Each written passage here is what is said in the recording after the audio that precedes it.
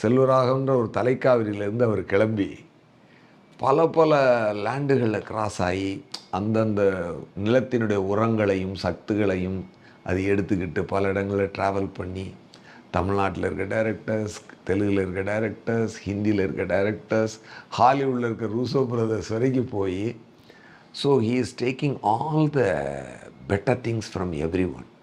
இதில் வந்து இவருக்குள்ளே வந்து ஒரு ஒரு டைரக்ஷன் பைத்தியம் ஒன்று இருக்குது இவருக்கு. நான் பார்த்து ஆச்சரியப்பட்டிருக்கேன். ஏன் இந்த மனுஷன் கடந்து டைரக்ஷன் மேலே இவ்வளோ ஆசைப்பட்டு பண்ணுறாரு?